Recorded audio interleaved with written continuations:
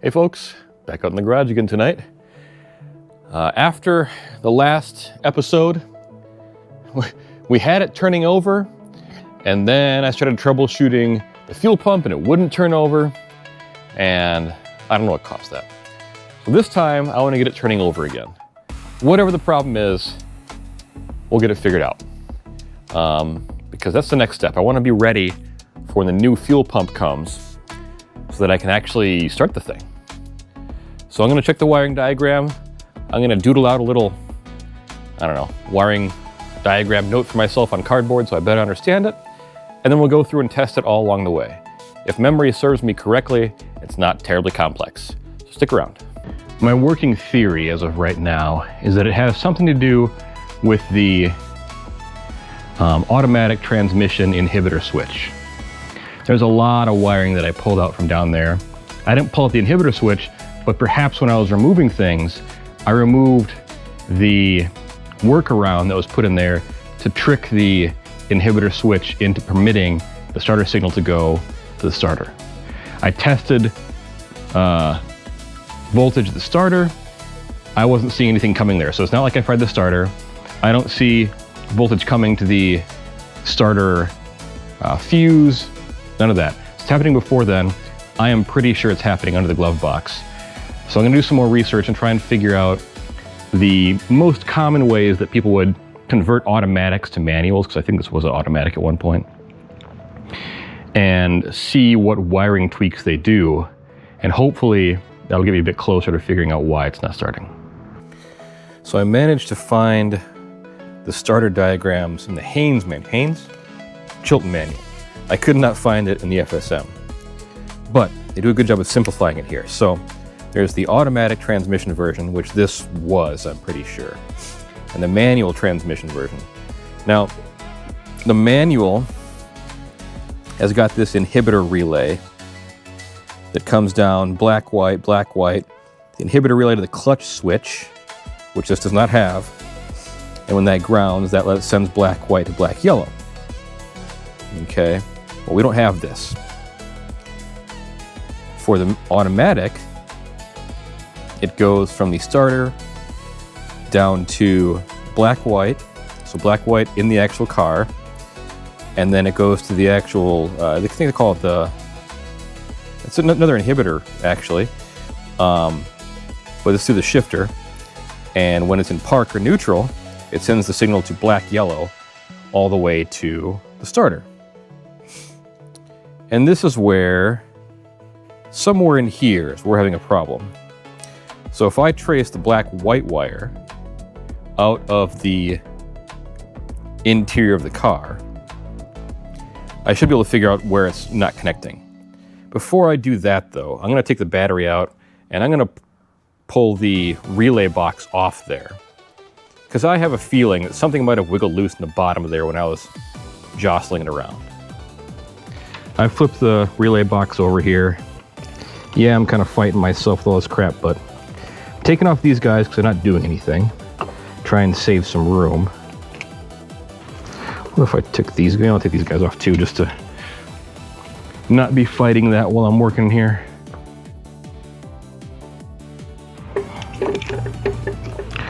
Okay, that's easier.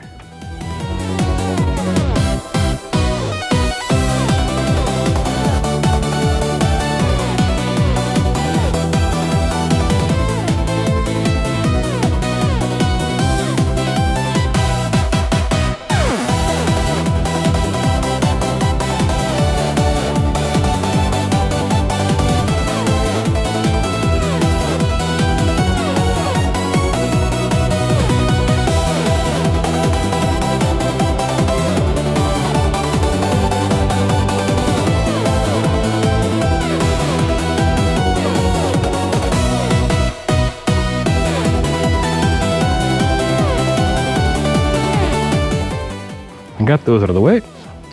What else is here? There's this guy.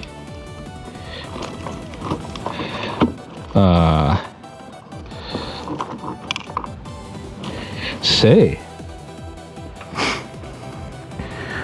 what do you suppose this goes to?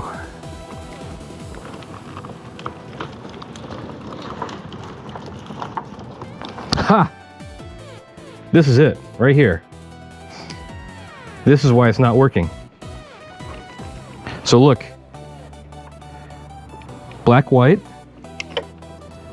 black, yellow. It's not in the relay panel at all, it's on the outside of it. And there was some sort of bridged connector here, connecting them both. And this is why it's not starting. Let's go. Ha, okay, this is it right here.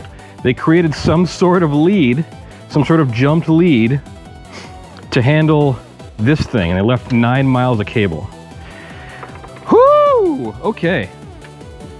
So, I am going to just cut this and make a much shorter jumper and clean this up.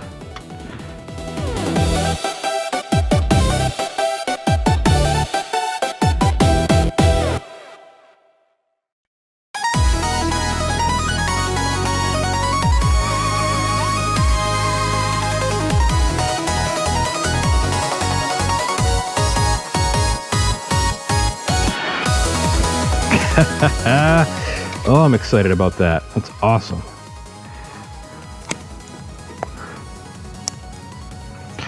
Not excited about the crappy connector, but okay, good.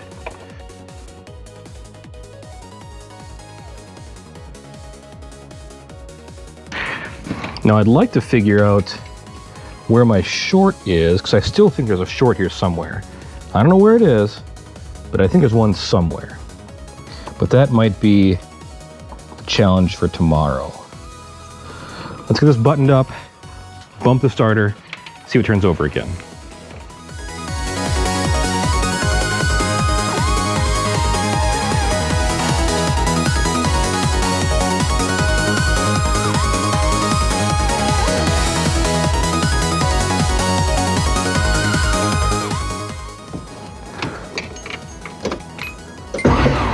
Oh, that was it. I know it's not a big deal, but man, it's one of those things that when it weighs on your mind, it feels so good to figure it out. Gosh, that's awesome. Oh, okay. That's what we're gonna call it for tonight. Tomorrow, we're gonna come back out and I'm gonna keep digging around this whole wiring harness thing. It is screwed up, and while I'm waiting for the fuel pump to come, I wanna get as much cleaned up as I can. It is Sunday and I'm back out in the shop again today. I have not been motivated at all the last few days to get out here.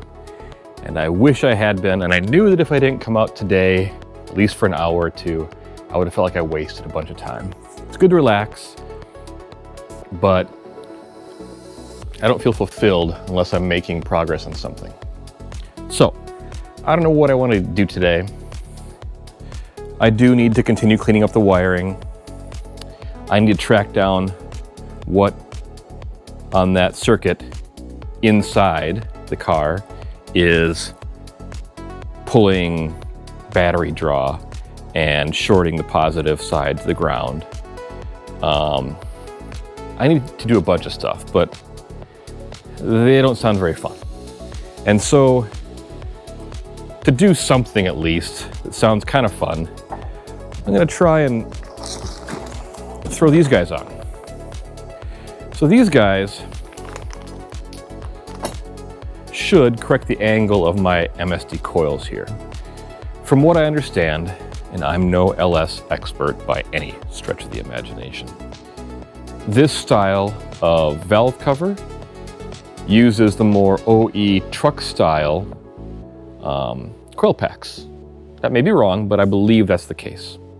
However, I wanted to go with the super cool MSD coils, and I didn't really even think about the fact that they might not mount up properly. In theory, these guys here should do some sort of shim-sham to help me kind of correct the angle of those and perhaps straighten them out more.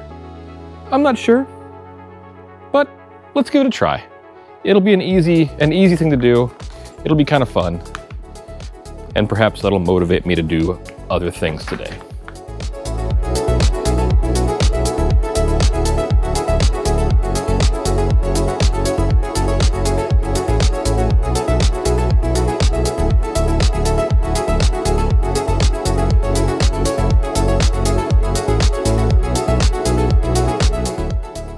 Yeah, okay. So this looks exactly like what I've got. It's got the mounting points on the valve cover like this, and then it's got my style of coils here where they seem to kind of mount side by side. Cool, that's awesome.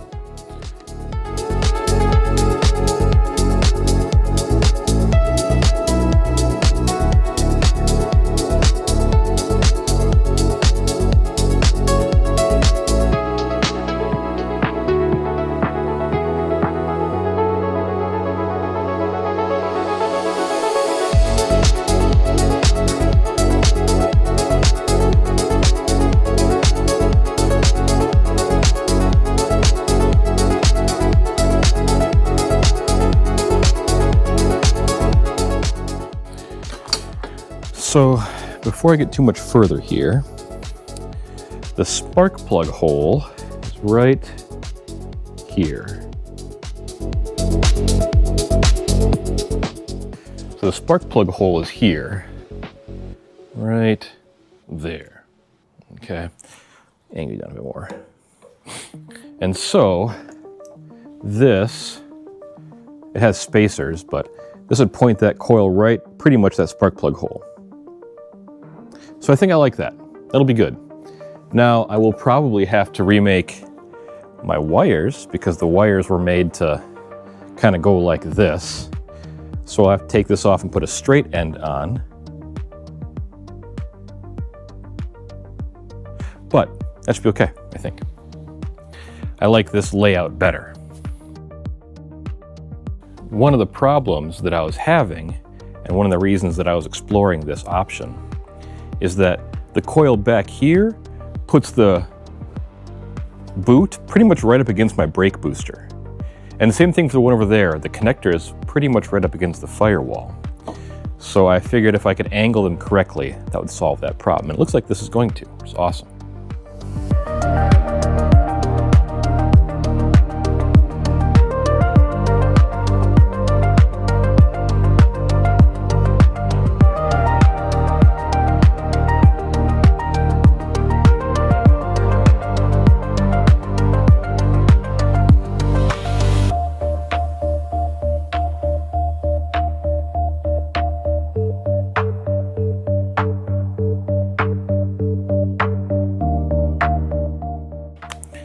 Let's take a look at this a second. All right, I was afraid it might have it sitting up too high, but it looks like the top of the clip sits pretty much, it's gonna sit below the fuel rail. So I think we're okay there. It does make the engine look taller and wider. If you look at this guy, because it's now like 2 inches higher than it was compared to over here. I don't think that's a bad thing. Just interesting. It might offer opportunities to route the wiring harness under here to clean that up a little bit. Let's keep going and see how I feel about that.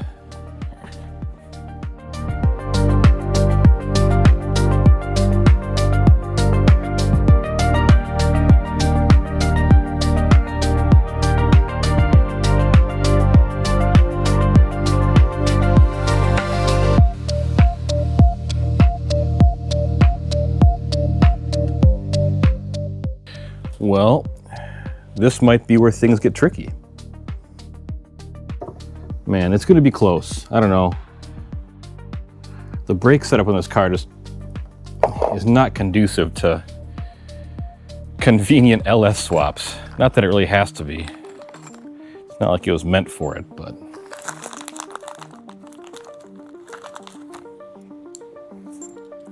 One thing that I'm considering doing is going with a boosterless setup. And if I go with that, that moves all this back substantially and cleans up this area. So perhaps that is the ticket. But let's try and mock this up a second. You know, it's gonna be close, but I think it'll fit.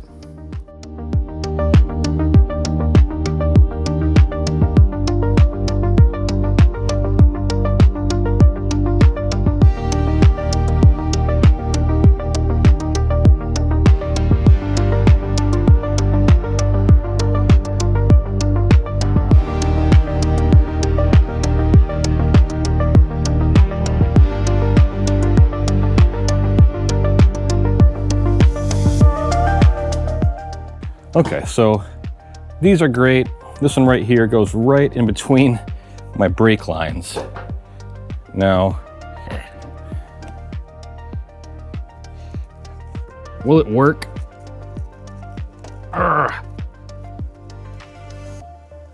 Yes, barely.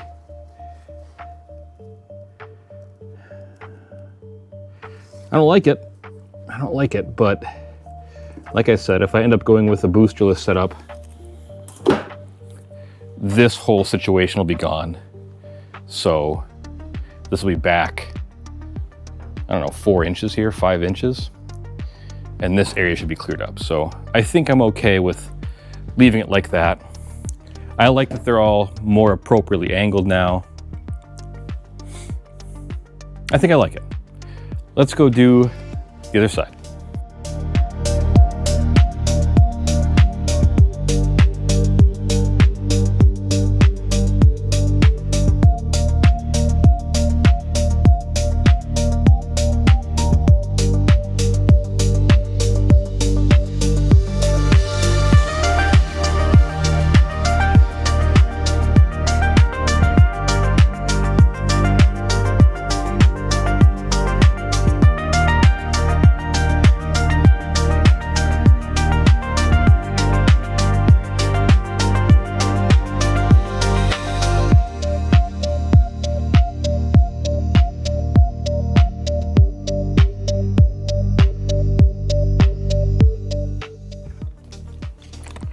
Well, not everything can go right.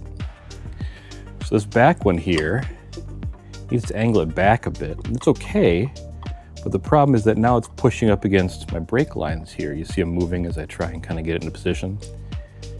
Could I just kind of jam it in? Yeah, it'd be fine. It would work. It would probably vibrate against my coil pack though, or my coil pack might arc against the brake lines. Maybe, I'm not sure.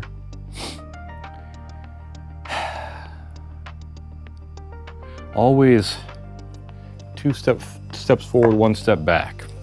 The front one as well poses a bit of a challenge in that I need to bend my oil dipstick just a little bit more because it's kind of catching there, as you can see. That wouldn't be a big deal. I could easily bend that just a smidge more. But nothing ever works quite perfectly when you're building a custom car, does it?